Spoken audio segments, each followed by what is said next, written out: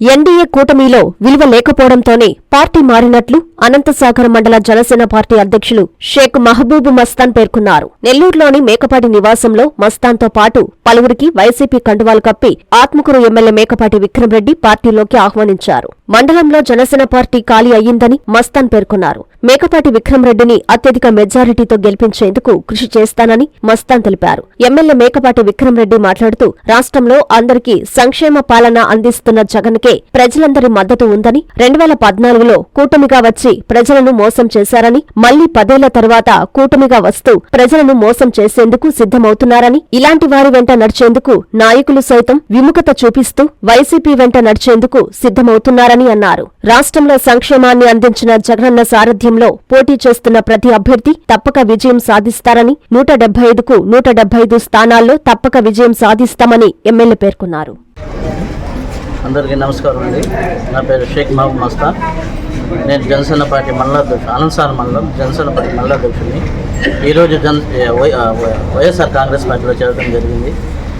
అక్కడ ఎన్డీఏ కూటమిలో విలువ లేదు. అందువల్ల ఈరోజు నేను వైఎస్ఆర్ కాంగ్రెస్ పార్టీలో చేరుతున్నాను. ముఖ్యంగా గత 6 సంవత్సరాలుగా నేను మండలాధ్యక్షుడిగా పనిచేసిన అక్కడ మనకు ఎలాంటి బాధ్యత ఇవ్వకుండా, గౌరవం లేకుండా చేస్తున్నారు. కాబట్టి ఈరోజు నేను మనస్తాపం చెంది మన జనార్దన్ రెడ్డి అన్న ఆధ్వర్యంలో విక్రమరెడ్డి గారి సంవత్సరంలో ఈరోజు పార్టీలో చేరుతున్నాను. ఈ రోజు నుంచి అనంతసాగర్ మండలంలో జనసేన పార్టీ ఖాళీ అయిపోయింది.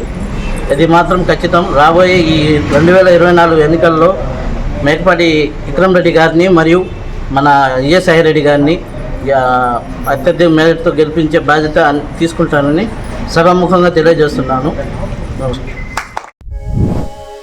వైఎస్ఆర్ కాంగ్రెస్ పార్టీ జిల్లా అధ్యక్షులుగా ఎన్నికైన మా చంద్రశేఖర్ రెడ్డికి హార్దిక శుభాకాంక్షలు.